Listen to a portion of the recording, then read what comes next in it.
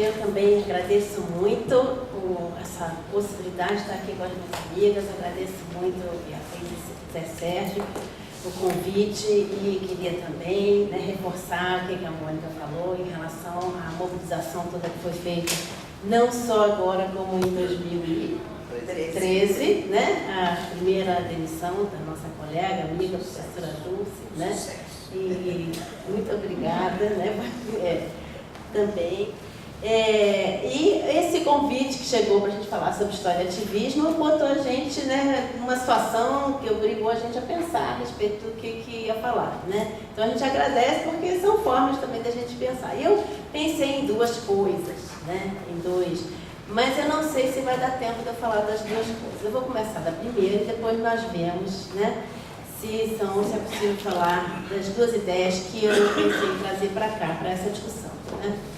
A primeira ideia, ela parte de um artigo, um texto do Eduardo Vieira de Castro, que foi publicado na Mana em 2002, chamado Nativo Relativo. Eu vou falar dessa ideia em torno da minha experiência com uma pesquisa de produção de entrevistas sobre o movimento negro, né? Então, essa primeira ideia estará em torno da minha atividade mais como pesquisadora, trabalhando com a história oral. O Eduardo Vieira de Castro, nesse artigo chamado Nativo Relativo, ele diz, numa certa altura, que uma aluna perguntou para ele se ele acreditava que os pecaris, que são os porcos do mato, eram humanos, como diziam os índios Sieja na Amazônia boliviana. Então, a aluna perguntou, você acha que os pecaris são humanos, como os índios Sieja dizem? E ele respondeu que não achava que eram humanos. Aí a aluna provocou, segundo o Eduardo Vieira de Castro, como você pode sustentar que leva o que os índios dizem a sério? Isso não é só um modo de ser, não é só um modo de ser polido com seus informantes? Como você pode levá-los a sério se só finge acreditar no que eles dizem, né? Então, a partir desse diálogo, dessa provocação, ele vai desenvolver algumas coisas que eu gostaria de recuperar aqui. E ele pondera no texto dele o seguinte, aspas, quando um antropólogo ouve de um interlocutor indígena ou lê na etnografia de um colega algo como os pecaris são humanos, ou seja, os porcos do mato são humanos, a afirmação, sem dúvida, interessa-lhe porque ele sabe que os pecaris não são humanos. E ele passa a se perguntar o que os índios estão dizendo quando dizem que os pecaris são humanos. Ele defende que os conceitos indígenas são capazes de uso filosófico e propõe que nós recusemos a vantagem epistemológica do discurso do antropólogo sobre o do nativo e que a gente entenda a relação de conhecimento como suscitando uma modificação necessariamente recíproca. Então muitas de vocês conhecem, né, o Eduardo Vieira de Castro. Eu acho que ele tem uma postura muito radical no bom sentido, né, de dizer que a gente vai aprender a filosofar com os índios, né, quer dizer, o uso filosófico, e que a gente recuse a vantagem epistemológica do discurso do antropólogo sobre o do nativo e que a gente entenda a relação de conhecimento como suscitando uma modificação necessariamente recíproca, quer dizer, não é só o antropólogo e o indígena que ambos, né, se modificam. Ou seja, eu me modifico na minha relação com o nativo, entre aspas. Eu devo recusar a vantagem epistemológica do meu discurso e ganho muito se eu estiver aberta a modificações que aquele pensamento provoca em meu próprio pensamento.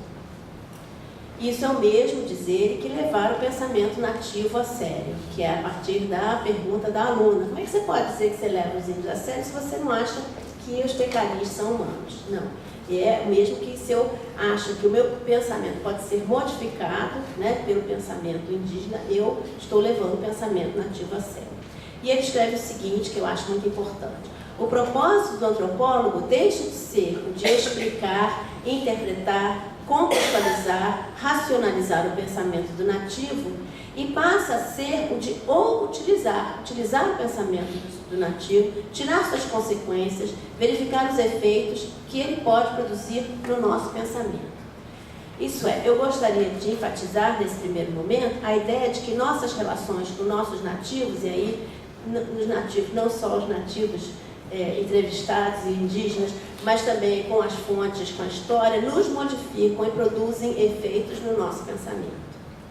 Essa é uma premissa que eu considero importante na minha prática de pesquisa e na minha prática docente, né? Quer dizer, que as minhas relações com os meus objetos, enfim, né, me produzem efeitos no meu pensamento.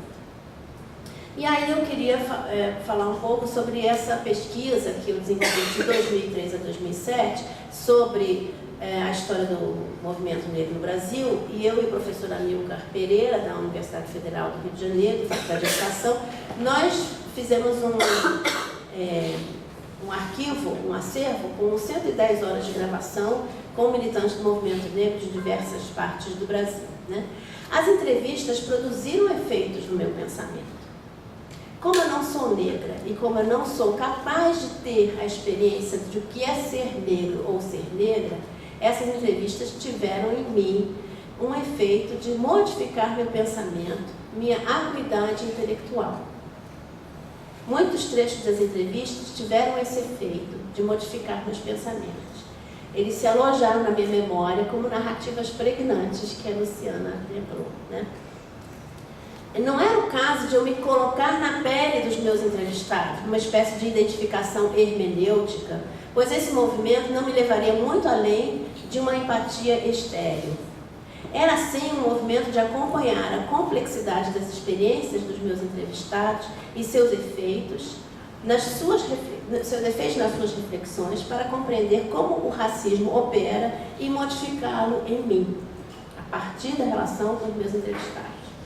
Então, para dar um exemplo, entre muitos outros, porque as entrevistas são riquíssimas, eu escolhi um trecho que eu vou tentar reproduzir aqui, que eu trouxe ele em vídeo, tá bom? Bom, eu estou fazendo aqui uma heresia que a gente sabe, que a gente não tira um pedaço da entrevista e mostra assim, né? Que é a mesma coisa que eu visse um quadro do Picasso sem um pedaço. Se eu tirasse só um pedaço e visse o quadro. A entrevista a gente sabe que ela é muito mais, mas é um jeito da gente poder trabalhar. Então, o Magno Cruz foi um entrevistado que nós entrevistamos no Maranhão, uma liderança do movimento negro no Maranhão.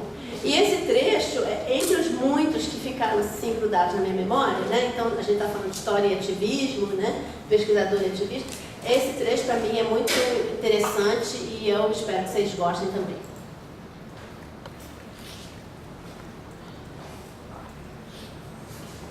Já fui militante do Partido dos Trabalhadores, inclusive em 88 fui candidato, em 88 foi tanta coisa, fui candidato. Tive uma votação expressiva, mas como não conseguimos o coeficiente eleitoral, o PT elegeu só um candidato e eu fiquei como suplente. Né? E dali durante um ano eu ainda tenho mais, o pessoal sempre diz, mas por que a política teve muita confusão na época, muitas contradições, o PT achava que o discurso era só do movimento negro, que não falava do partido, não. E o movimento negro, do outro lado, achava que eu falava do partido, não falava do movimento negro. Então eu vi, não, eu acho que eu posso algum dia ainda sair candidato, mas desde que haja um consenso, pelo menos um consenso, se não total, parcial, sobre a minha candidatura, não sair do que eu quero como uma questão pessoal. Mas o que mais me chocou durante a campanha, em 88, eu saí de CCM, que é um bairro de periferia. O quê? É um bairro de periferia, é João Paulo. O CCM, a sério. O CCN é o Centro de Cultura Negra do Maranhão, que é a entidade de movimento negro, foi criada em 79, da qual ele participava, né? Isso já dá assim, uma característica do que é trabalhar com entrevista, porque CCN tem que parar assim, fazer uma nota de pé de página, né? Tirar um trechinho para mostrar para vocês. É difícil, porque a gente já estava falando do CCN, né? E estava tendo uma reunião lá e eu saí, ia subindo para pegar o ônibus, e eu tinha já gravado para o programa do PT, né?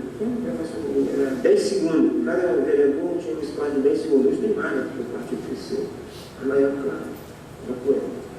10 segundos era para me dizer assim, eu sou magro, ou então meu número é 13 e não sei quanto, não lembro mais nada. Ou o número, ou o nome, não dava para dizer duas coisas. Era uma aparição rápida, e é lógico que eu apareci parecia, nessa época era barbudo, né? O tipo do petista era usar arma, eu usava, né?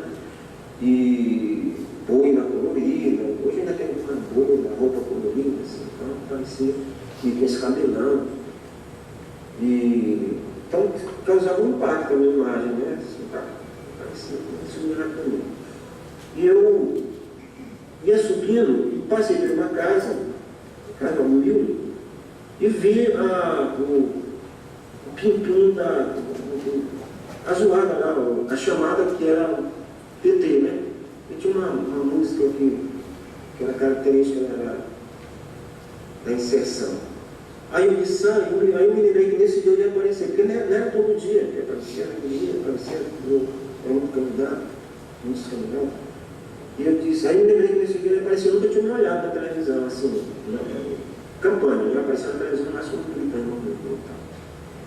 Eu corri e fiquei numa janela lá, na casa, uma janela e tal, uma salinha lá, e a televisão ligada, e a típica família negra, típica não, a família negra, que a típica nem tem pai, né? Geralmente é uma mãe que é a chefe e os filhos. Mas nesse tinha um pai. Tinha um pai negro, todos negros, indubitavelmente negros. E sentado, tinha 3 filhos, parece que 2 rapazes, uma jovem, uma menina, rapaz, uma adolescente, e a mulher também, assim. A postura do pai com o pé, assim, sentado com o pé na cadeira, assim, a coisa do chefão, né? A mulher sentada de forma mais submissa e os filhos assim. E, na realidade, ninguém estava olhando para a televisão. Horário bonito, ninguém olhando para a televisão. E nós apareci, todo mundo olhou. E aí eu apareço, sumo rapidamente, então o pai se levanta e, muito indignado, e fala assim na televisão: mas o que esse negro quer, rapaz? Esse negro não está vendo que ele não... Isso não é lugar para ele? Aqui, eu não consegui superar isso até hoje, eu acredito. No momento que eu estava militando, com toda a força, aquilo me deprimiu tanto, que eu pensei seriamente em outro dia eu abandonar a campanha, né? Mas eu já estava no barco, não tinha mais como voltar atrás, né? Eu pensei uma covardia. Mas aquilo me chocou muito, né? De ver o meu povo, né? Dizendo que meu povo não ia votar em mim. Na realidade, eu cheguei a essa conclusão. Eu sempre tive 1.000 e poucos votos. Teve candidato com 600 que se elegeu, porque tinha a questão do coeficiente eleitoral. Mas aí eu cheguei à conclusão, para superar isso, de que nós temos que trabalhar. Nós temos que trabalhar. Não adianta lamentar, nós temos que trabalhar. Para que, não que eu faço apologia que o negro tem que votar no negro, mas tem que votar no negro, né, que esteja coerência com a luta. Né?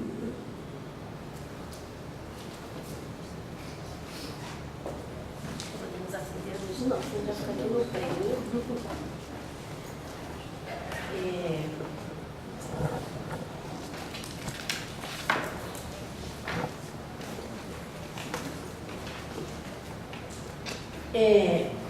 Então, o que eu estou querendo chamar a atenção é como que essas entrevistas impactaram em mim, né? Então, discutindo um pouco a provocação desse nosso seminário aqui nessa nossa mesa de história de vídeo, né? Eu fico pensando, talvez a gente pudesse chamar esse movimento, que eu fui buscar também no texto do Eduardo Vieira de Castro, né? Um movimento que privilegia as modificações que ocorrem nos nossos pensamentos de uma espécie de ativismo às avessas, né? Ou seja, simplificando, não sou eu que vou modificar as pessoas, conscientizando-as, entre aspas, de alguma coisa que eu acho fundamental. Sou eu que estou tendo meu pensamento modificado. Tampouco se trata, como alerta de Vieira de Castro, de explicar ou interpretar o que o Magno Cruz diz, e sim de utilizar a sua narrativa, o seu pensamento, de tirar suas consequências e de verificar os efeitos que esse pensamento e o relato de sua experiência pode produzir no meu. Um pouco como ele diz, o Eduardo Vieira de Castro, né, de pensar no potencial filosófico, no uso filosófico que você pode ter do pensamento do nativo, né? E nisso eu estou trazendo, estou trazendo mais para a luz não, mais para frente, né, o aprendizado que eu posso ter com essa minha pesquisa. Então, essa era a parte, acho que vai dar para eu falar da segunda parte, né? Essa é a primeira parte que eu queria trazer para o debate e que tem a ver com minha atividade de pesquisadora, né? Que aí eu queria guardar essa proposta, que eu acho que é um pouco frouxa, desse ativismo às avessas, no sentido de que eu não vou conscientizar ninguém, eu estou sendo impactada, conscientizada e modificando meu pensamento, né? A segunda ideia tem a ver com a minha prática docente. E aí eu queria aproveitar, será que ainda está ligado? Acho que sim, né? Eu vou achar umas coisas aqui.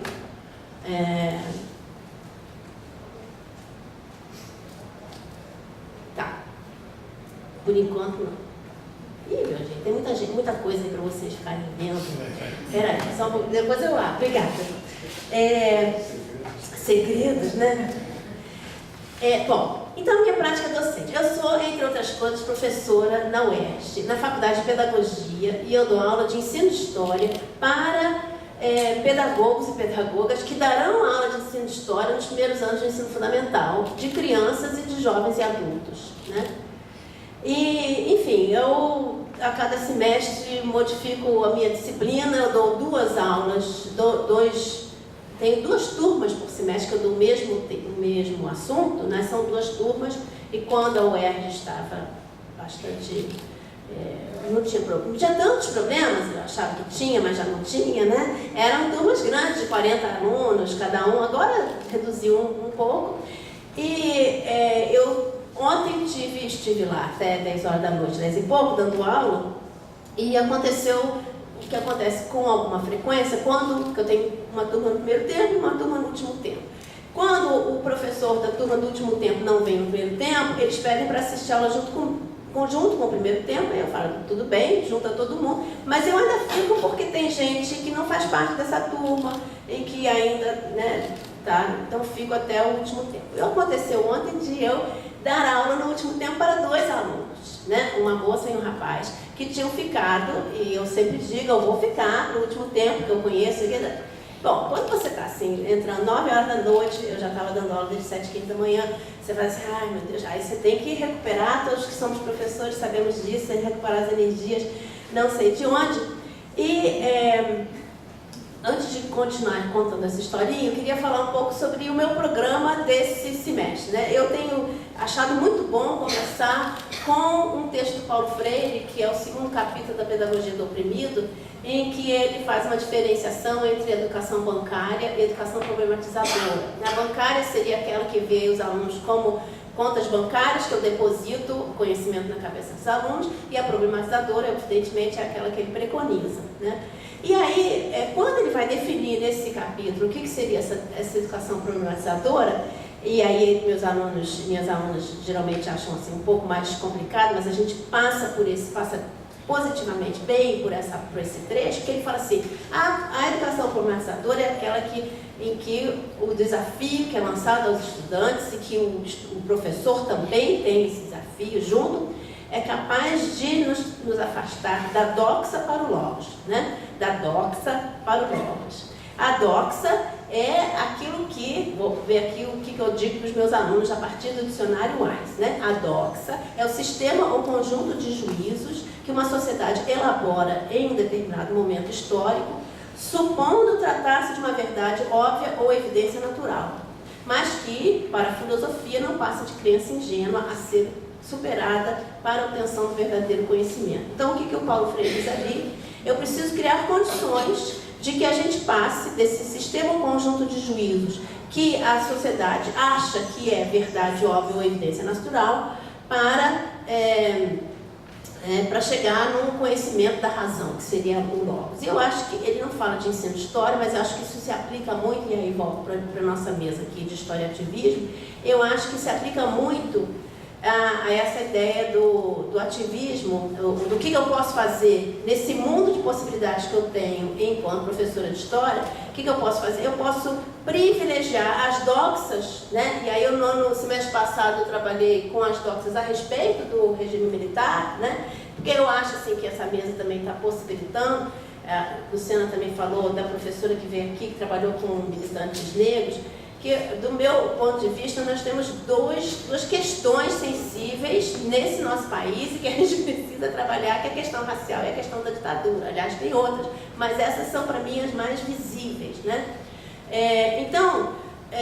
Eu acho que apesar do Paulo Freire não falar nada de ensino de história, isso tem muito a ver com história, né? Porque tem tantos sistemas ou conjuntos de juízos que a sociedade brasileira e grupos da sociedade brasileira acham que é verdade e que cabe a nós, né, desmontar. Mas eu não vou desmontar dizendo assim, está errado, vê, não é assim, né? Como é que eu vou criar condições para os meus alunos passarem, né? Aí eu acho que é o susto, é a surpresa, e aí eu acho que entra a fonte histórica como um susto, quer dizer, e não é de balançar as estruturas para que as pessoas comecem a pensar de outra forma, né? Bom, aí eu tinha trabalhado com eles depois do texto do Paulo Freire, um texto que eu tenho gostado bastante, que foi publicado na Revista de História da Biblioteca Nacional, que infelizmente acabou, né? Que é um texto da professora Sheila de Castro Faria a respeito de Sinhás Pretas, né? Mulheres negras de 1798 em Mariana, que tinham inventário, testamento, eram ricas, passavam essas riquezas, e assim, 1798, né? As mulheres negras que tinham, inclusive, grupos grandes de mulheres que trabalhavam em comércio e tudo, e é uma coisa assim surpreendente para quem acha que a escravidão foi uma coisa homogênea, né? Então eu já tinha passado, depois que a gente trabalhou isso, sim, mas antes disso eu tinha passado, desculpa, esse texto aqui, aí agora podemos abrir ali, porque não é mais segredo, esse texto, olha, tá quase segredo, né? Esse texto do Luiz Garcia, gente, que foi publicado em janeiro de 2010 no Globo, né? E que eu peço para eles, a gente discute assim, vamos tirar as ideias principais desse texto, e eu peço para eles se juntarem em grupo e decidirem se eles concordam ou não concordam das ideias, né? E a gente tirou 8 ideias e uma delas era essa aqui. A forma irresponsável, isso tem muito a ver com a nossa discussão atual, que agora, domingo, né, foi comemorado, foram 130 anos da abolição. A forma irresponsável, mesmo cruel, com que foi abolida a escravidão, tirando quase toda a população negra das senzalas e jogando praticamente todos os ex-escravos na miséria, com toda a liberdade para morrerem de fome, que tem uma ironia, criou o problema social que existe até hoje. Então, essa foi uma das ideias que a gente tirou do texto, né? E eu pedia para eles se concordassem ou não concordavam. Eles foram bastante críticos em relação a outras coisas que havia aqui no texto, mas aqui os grupos todos concordaram, né? Ele está certo ao dizer que a maioria, né, quase toda a população negra foi tirada das senzalas e jogada na miséria quando aconteceu a abolição, né? E aí, ontem, quando esses dois alunos estavam para ter aula comigo, eu fui apresentar a aula que eu tinha desenvolvido para ontem, que é essa aqui, e que começa, não sei se vocês conhecem, né? Opa! O que aconteceu? Ah, não, peraí. Começa com essa cena, não vai aparecer, vai aparecer. Pronto. A novela assim, a moça, né? Tudo bem? Assim, eles não conheciam, muitos não conheciam também, outra geração, né? Essa cena que eu mostrei, que eu achei um videozinho, não vou mostrar agora aqui por causa do tempo. Essa cena é o final da novela Assim a Moça. Aqui está Assim a Moça com os imigrantes italianos que estão chegando na fazenda. O pai dela era muito cruel com os escravos e ela também brigava muito com o pai, mas nessa cena final o pai já tinha morrido. E é o último capítulo que é tudo bonitinho, e ela diz assim para os imigrantes: olha, vocês vão ter uma remuneração, depois eu vou falar para vocês dos contratos, as crianças podem brincar, mas cuidado com o rio, tarará. E aí vem uma música, né, Mônica, vou tirar essa parte, mas é muito importante, uma música assim emocionante, né, que é o que a Mônica nos chamou a atenção, temos que pensar em tudo isso. E aparece essa cena aqui, não sei se vocês se lembram, acompanharam essa novela, dos escravos finalmente da fazenda, que é exatamente o que o Luiz Garcia diz, né? A forma irresponsável com que foi feita a escravidão, a abolição, botou todo mundo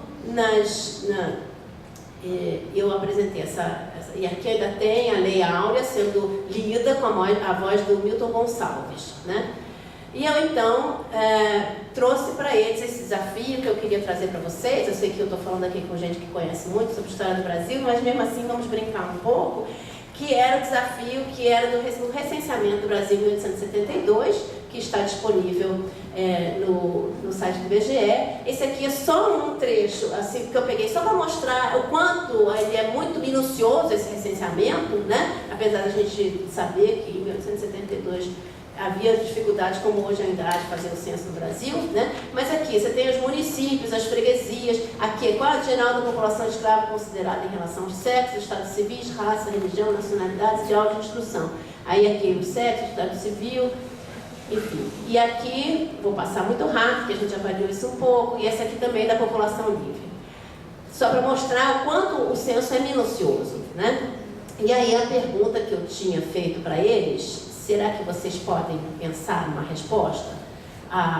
Assim que eu imaginei que eu poderia trabalhar a ideia de sair de uma doxa e para um logos, né? Qual era a porcentagem de pretos e pardos na população total?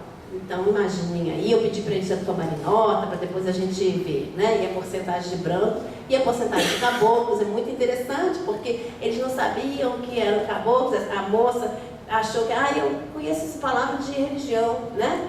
Porque é o caboclo, né? Na macumba, que é o caboclo, e aí, então, é muito interessante como é que as coisas vão chegando, né? Bom, essa era a resposta, né? Pretos e pardos são 57%, 58% quase, brancos 38%, e os chamados assim, caboclos, é uma categoria que a gente também precisa discutir bastante o que é isso, né? Que somem os indígenas para a tal da caboclização, feita pelo Império e depois na República também, são 4%. E a pergunta seguinte era esta: quem é que sabe pensar? Não precisa dizer, né?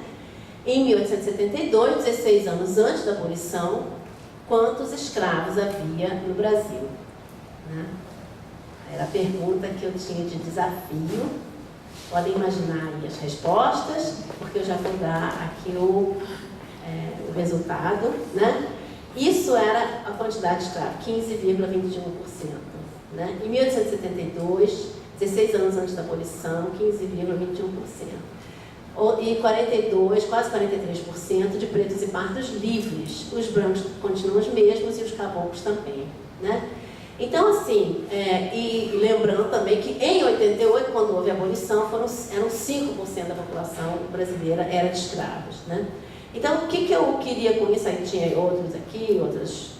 O que eu queria com isso, né? Era combater a doxa. A ideia, né, de que quando houve a abolição, como é que assim, só 15% e aqui aparecem, né? Desculpa, aqui aparecem, havia mais preto e pardo livre do que branco em 1872. É claro que a gente tem que ver esse censo, como é que ele foi feito, mas, enfim, aqui a gente tem mais preto e pardo livre. Então, como é que se opera essa doxa que diz que quando houve a abolição, os negros saíram das senzalas e foram para as favelas, né? Você tem aqui uma quantidade expressiva, maior até do que branco, de pessoas, claro, com muitas dificuldades, não tanto quanto assim, as pretas que eram, passavam suas heranças, né? Bom, e no final foi isso aqui que eu sugeri, que a doxa, que é fundamental, número 1, combater a doxa, é fundamental, número 2, entender por que, como e essa doxa se constitui, por que, como ela continua tendo aderência, né? Porque que a maioria das pessoas, dos meus grupos, achou que aquela frase do Luiz Garcia estava certa, né? E aí a minha proposta de trabalho era essa, né? Que eu expus então para esses dois alunos, que eu estava bastante desanimada em relação a eles, inclusive porque no início, quando eu perguntei assim, eles nem sabiam que no dia 13 de maio, no domingo, havia sido comemorado, não sei o que, os 130 anos da abolição, né? Então, assim, e aí eu também, o que a gente leu? Não tinha resposta, assim, a muito custo, a moça se lembrou quais eram os textos, vocês sabem qual é a dificuldade, né? E eu, assim, eu tive, como eu falei para vocês, pegar assim minha energia toda para dar essa aula para eles dois. E aí quando eu falei assim, a gente precisa, então o meu trabalho que eu gostaria que a gente fizesse era pensar em estratégias para combater essa doxa nos primeiros anos de ensino fundamental. Essa e outras doxas, né? Será a nossa investigação crítica, o desafio que o Paulo Freire fala. Aí a moça diz assim, mas como é que... como é que eu vou fazer isso? Eu dou aula no primeiro ano numa escola particular e no quarto ano de ensino fundamental. Como é que eu vou fazer isso? Sim, eu tenho que seguir a cartilha, eu tenho que isso, eu tenho que aquilo, coisa que eu vejo na minha experiência, porque eu também sou professora de ensino médio, como que eu consigo fazer isso, se eu tenho que seguir o programa do vestibular, se eu tenho que não sei o quê.